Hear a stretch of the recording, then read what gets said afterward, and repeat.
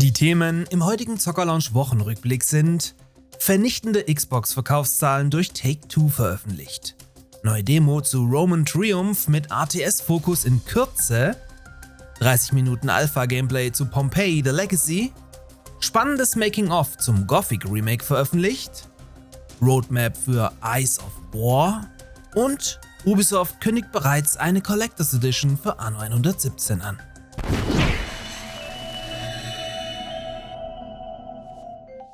Naschkatzen, aufgepasst! Dieses Video wird euch von der Noshbox präsentiert, über welche ihr euch eine der heiß begehrten ChatGPT Mystery Boxen gönnen könnt, also falls eure Kids nicht schneller sind. Wenn ihr es doch irgendwie schafft, erhaltet ihr hier einen wild von ChatGPT zusammengestellten Mix aus leckeren Süßigkeiten und Softdrinks im Wert von 30 €, was an sich eine ganz lustige Idee ist und auch als Geschenk taugt. Mit einem Kauf über meinen Ref-Link unterstützt ihr dabei zusätzlich diesen Kanal hier, also gönnt euch oder euren Liebsten doch mal was Mystery-Süßes.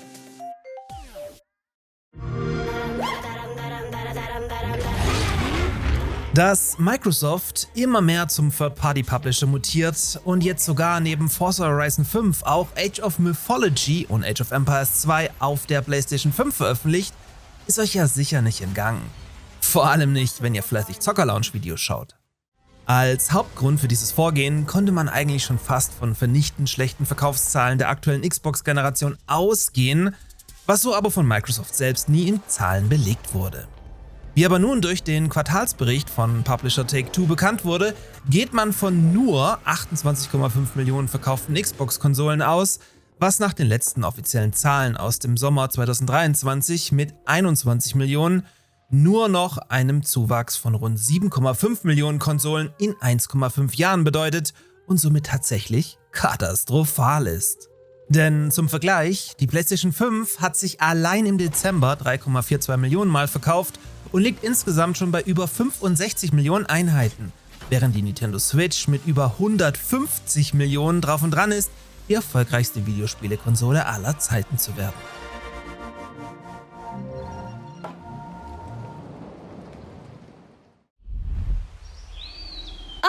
I see you founded a new town. You're awfully far from Rome, aren't you? Mit Roman Triumph, Survival City Builder, entsteht aktuell beim Indie-Team von Forklift Interactive eine spannende Anno-Alternative mit Monstern. Der Titel legt also, neben dem gewohnten Städtebau allerlei, seinen Fokus auch auf die Verteidigung eurer Stadt mit Mauern, Abwehranlagen und Militäreinheiten. Konzentrierte sich die erste spielbare Demo im vergangenen Jahr noch rein auf den Citybuilder-Aspekt, dürft ihr ab dem 24. Februar nun erstmals zusätzlich Hand an das RTS-Kampfsystem legen. Das Konzept hinter Roman Triumph könnte tatsächlich richtig gut funktionieren, da es eine breite Palette an Spielern abholt. I see things are coming along well in the far north. You've got walls around your people at last. But don't get complacent. You'll need the help of all of us to truly earn a Roman triumph.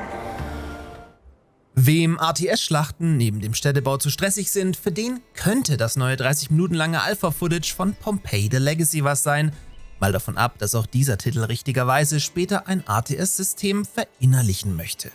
In Pompeii: The Legacy baut ihr ebenfalls in guter alter Anno-Manier die nach dem geschichtlich belegten Vulkanausbruch völlig zerstörte Stadt Stück für Stück wieder auf und führt diese, wenn ihr euch gut anstellt, zu neuem Glanz.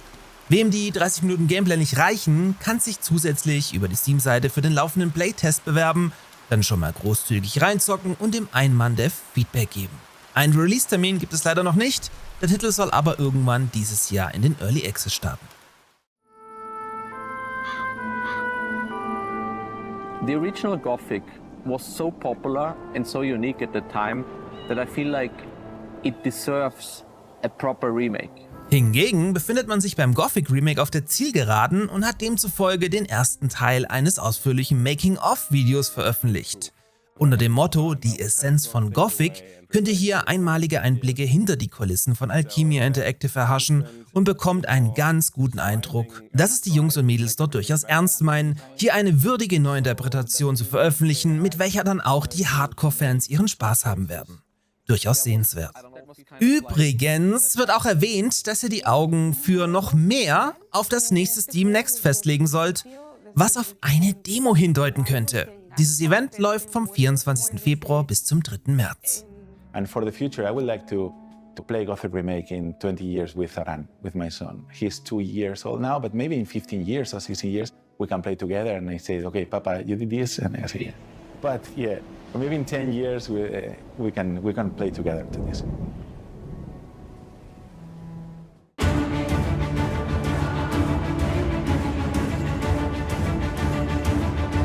Mit dem kürzlich erfolgten 1.0 Release ist beim RTS Eyes of War noch lange nicht Schluss, wie nun die neue Roadmap zeigt. So soll der Titel, in dem ihr auch Einheiten übernehmen könnt und dann via Third-Person-Perspektive steuert, umfangreich erweitert werden. Den Anfang machen hier erweiterte Zeitalter-Mechaniken, gefolgt von einem komplett neuen Überlebensmodus, in dem ihr euch so lange wie möglich gegen gegnerische Wellen erwehren müsst, was dann übrigens auch im Koop funktionieren soll. Aber auch neue Belagerungsmöglichkeiten und diverse Quality-of-Life-Updates sind allein für das erste Quartal 2025 vorgesehen. Wer also ein spannendes, auf Multiplayer getrimmtes RTS sucht und nicht zwingend auf eine Singleplayer-Kampagne angewiesen ist, kann hier gerne mal reinschauen.